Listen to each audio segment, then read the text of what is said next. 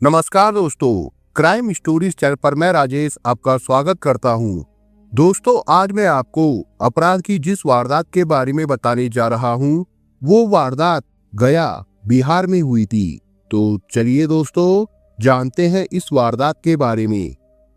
14 मई 1985 की शाम थी। सीपीआई के दफ्तर से निकलकर वे लोग चाय की दुकान पर जा बैठे थे। फिर थोड़ी देर की बातचीत के बाद उसमें से कुछ लोग अपने घरों को चले गए, लेकिन जगदीश प्रसाद, ब्रजनंदन प्रसाद, राम स्वरूप, चंद्रिका राम और छोटू साव बैठे ही रहे।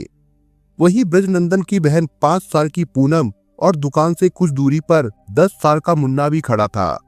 तभी अचानक ही 6-7 लोग धड़धड़ाकर अंदर घुस आए और गोलियों की बौछार करने लगे। जगदीश प्रसाद तुरंत वहीं ढेर हो गया।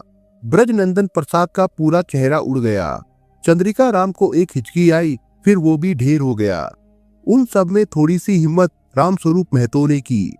उसने एक की राइफल पकड़कर छीनने की कोशिश की, मगर तभी दूसरी तरफ से चली गोली ने उसका जिस्म छलनी कर दिया। छोटू साव की सांसें कुछ कुछ चल रही थी। जब हमलावर भाग खड़े हुए तो छोटू साव को तुरंत घोसी राजकीय अस्पताल ले जाया गया, मगर वहां डॉक्टरों के ना रहने पर उसकी भी मौत हो गई। पूनम और मुन्ना भी गोलियों के शिकार हुए थे, मगर वे जिंदा बच गए थे। उस दिन एक साथ कई लोगों को मौत की नींद सुलाकर हत्यारे बड़े इत्मीनान से चले गए थे। उन्हें रोकने की किसी को हिम्मत नहीं हुई थी।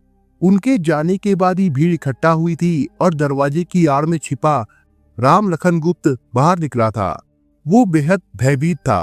तब तक पूरे मोदनगंज में उसकी खबर फैल चुकी थी, जिससे सभी दहशत और आतंक से भर उठे थे। जिला गया के जहानाबाद अनुमंडल मुख्यालय से करीब 14 किलोमीटर पूर्व बंधुगंज बाजार और वहां से करीब 2 किलोमीटर उत्तर की ओर गांव मोदनगंज पड़ता था। वो भोसी थाना के अंतर्गत आता था। वहां छोटी छोटी दुकानें होने के कारण वो बाजार जैसा ही था। आसपास के ग्रामीण अपनी जरूरत की चीजें खरीदने वहां जाते थे। वो गांव मुख्यतः ऐसे गरीबों और पिछड़ी जातियों के लोगों का था जो लंबे समय से इलाके की ऊंची जातियों और भूस्वामियों के सामाजिक आर्थिक शोषण के शिकार थे। जमींदारों के शोषण ने जहानाबाद अनुमंडल के पूरे क्षेत्र को ऐसा दहकता अंगारा बना दिया था, जिसे छूने की हिम्मत प्रशासन भी नहीं करता था। दरअसल उस क्षेत्र पर जमींदारों का ही कब्जा था। गरीबों, खेत मजदूरों और पिछड़ी जातियों की बहु बेटियों का मान सम्मान उनकी हवस के सामने कुछ भी नहीं था।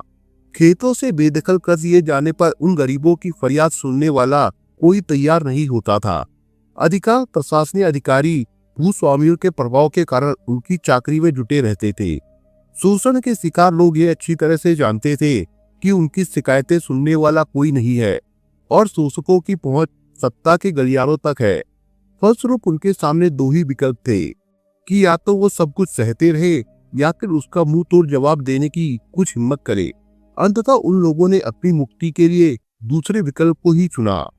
इसीलिए जमींदारों से भरपूर मुकाबला करने के लिए उन्हें सीपीआई ने सहयोग देना शुरू कर दिया। लेकिन जो भी उसका सदस्य बनता, वो जमींदारों की नजर में चढ़ जाता था। फिर भी लोगों के सहयोग से उस क्षेत्र में सीपीआई एक ताकतवर पार्टी के रूप में उभर आई।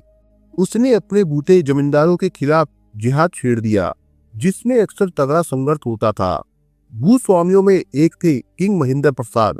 बताया जाता है कि वो एक साधारण परिवार के सदस्य थे और मोदनगंज के निकट ही एक गांव के रहने वाले थे। वो कुछ दिनों तक सीपीएम के सदस्य भी थे, लेकिन अपनी महत्वाकांक्षा पूरी न होते देख उसे छोड़ दिया था। लोगों का कहना है कि वो पारिवारिक कारणों से भागकर बंबई चले गए थे। वहां गरीबी के काफी दिन बिताने के बाद वो एक दिन जीवन त्यागने के लिए समुद्र किनारे गए थे, जहां तस्करों के चंगुल में आ फंसे।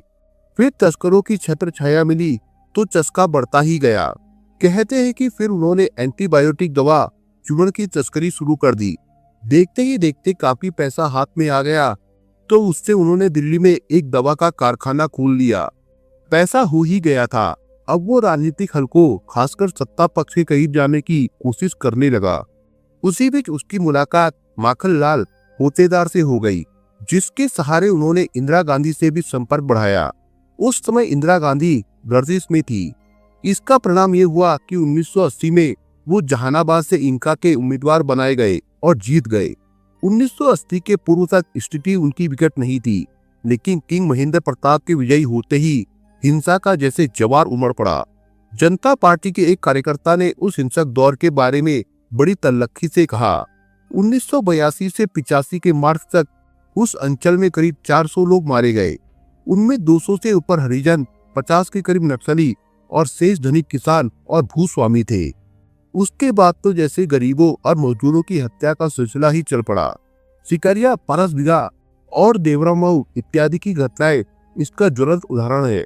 पिछड़ी जाति हरिजनों और खेत मजदूरों पर जमींदारों का जुल्म जैसे जैसे बढ़ा, वैसे वैसे सीपीआई की ताकत भी बढ़ती गई। नतीजा ये निकला कि पूरे जहानाबाद अनुमंडल में सीपीआई के अलावा इनका ही मुख्य राजनीतिक शक्ति रह गई, वो भी जमींदारों के सहयोग से। 18 अक्टूबर 1982 को भूसी के इनका विधायक जगदीश शर्मा के नेतृत्व में जमींदारों और कथित अपराधी तत्वों का सशस्त्र प्रदर्शन ब्रह्मी सेना के बैनर के तहत हुआ। वो सेना जमींदारों की रक्षा के लिए बनाई गई थी। उसके commander in chief Jagdish Sharma थे। उस सेना द्वारा किया गया प्रदर्शन वास्तव में भूस्वामियों का शक्ति प्रदर्शन था। उसी आर्मी में शोषित को दहशत में डालकर उन पर से अपनी खिसकती पकड़ को मजबूत करना चाहते थे। उस शक्ति प्रदर्शन से दहशत तो जरूर फैली, लेकिन परिणाम जमींदारों के अनुकूल नहीं रहा। उल्टे उसने नक्सल आंदोलन को ही बल दिया। जैसे जैसे भूस्वामियों का आतंक बढ़ता गया, वैसे वैसे वो आंदोलन भी क्षेत्र की सीमाओं को तोड़ता कोंच, इमामगंज, गरुआ, मानपुर, बेला, टेकारी, कुर्था, जहानाबाद, अरवल आदि अंचलों में भी फैलता चला गया। उसी दौरान जहानाबाद अनुमंडल में राम सागर सिंह मुखिया और राम बाबू सिंह मुखिया की हत्या हो गई और फिर 19 अप्रैल को केसरी नंदन सिंह मुखिया को भी मार दिया गया। वे लोग घोषित रूप से भूस्वामी थे। ऐसा नहीं था कि केवल भूस्वामी ही मारे जा रहे थे।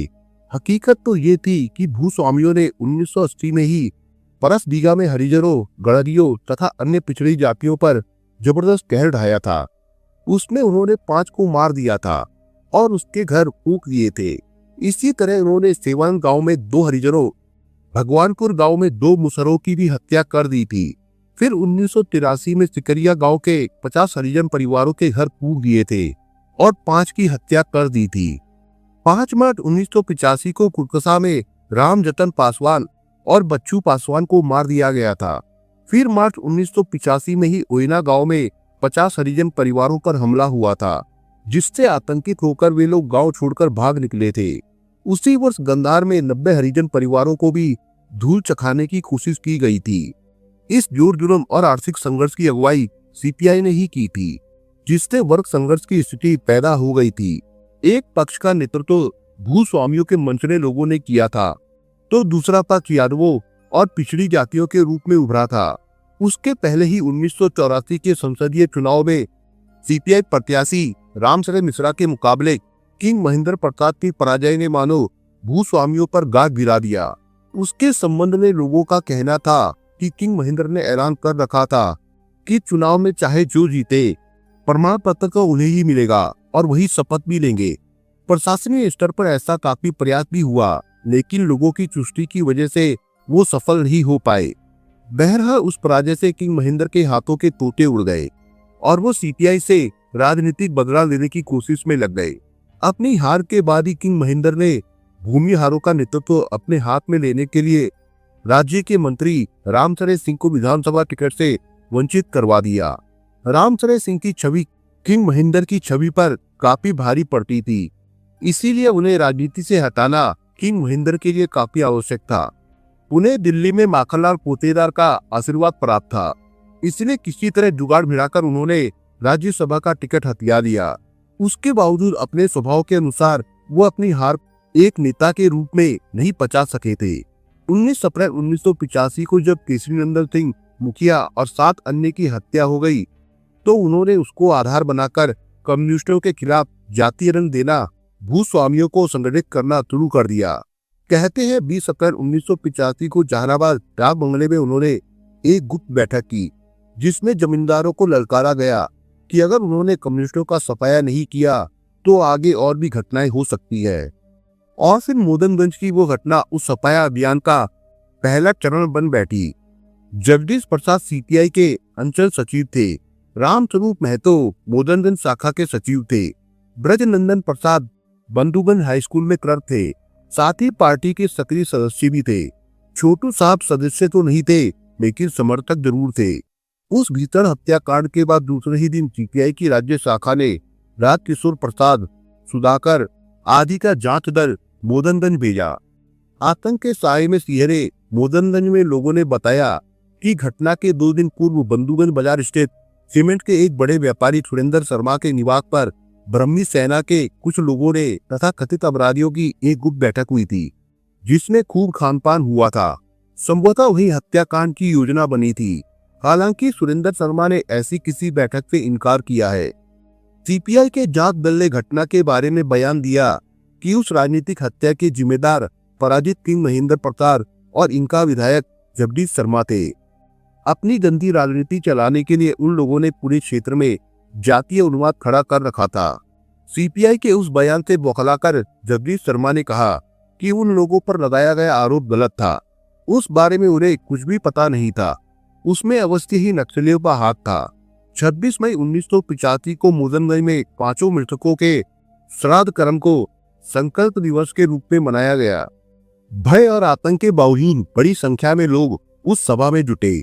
सीपीआई की राज्य परिषद के सचिव इंद्रदीप सिन्हा व अन्य सदस्यों ने उस सभा को संबोधित किया और जो जुर्म के खिलाफ संघर्ष और तेज करने का आह्वान किया। उसी दिन उन्होंने घटनास्थल के 5 शहीदों के स्मारक का शिलान्यास भी किया। सभा के देखते ही देखते चंदा के रूप में हजारों रुपए आ गए। सभा में सबसे मार्मिक दृश्य तो उस समय उत्पन्न हुआ जब मंच पर मृतकों की विधवाओं और उनके छोटे बच्चों को भी लाया गया। रामस्वरूप महतो, रघुनंदन और चंद्रिका राम की विधवाओं की आंखों का सूनापन लोगों को कहीं भीतर तक भेज दिया। छोटे बच्चों की मासूमियत ने बहुत सारे सवाल उठाए, जिसका जवाब किसी के पास नहीं था। उस पूरे क्षेत्र में अभी भी काफी तनाव है, लेकिन किसी हत्यारे को पकड़ा नहीं गया था, जबकि गांव वालों का आरोप था कि वे छुट्टा घूम रहे थे। जमींदारों की रक्षक ब्रह्मी सेना के कथित कमांडर रामवचन सिंह, किंग महेंद्र के 2 निजी अंगरक्षक शंकर सिंह और दिनेश सिंह तथा 2 अन्य नामी अपराधी दिलकेश्वर और चंद्रिका सिंह पर आरोप था कि वे उस हत्यारे दल में शामिल थे। उस संबंध में नामजद रिपोर्ट भी थाने में दर्ज करा दी गई थी। फिलहाल यदि कानून और प्रशासन ने ईमानदारी से अपना प्रभाव नहीं दिखाया तो निश्चित है उस क्षेत्र में खून की नदी बहती ही रहेगी। लेकिन जनता ने पुलिस के इस रवैये का भरपूर विरोध किया था और जनता के इन्हीं प्रयासों की वजह से पुलिस ने उन सभी अभियुक्तों को गिरफ्तार कर लिया था। इसके बाद पुलिस ने सभी से पूछताछ करने के बाद उन सबको कोर्ट में पेश किया, जहां से सभी को जेल भेज दिया गया था। दोस्तों, आप अगर चैनल पर नए हो तो आप चैनल को सब्सक्राइब करने के साथ कमेंट बॉक्स में इस कहानी के बारे में अपने विचार जरूर लिखिएगा। मिलता हूं एक नई कहानी के साथ, तब तक के लिए अपना ख्याल रखिएगा। धन्यवाद।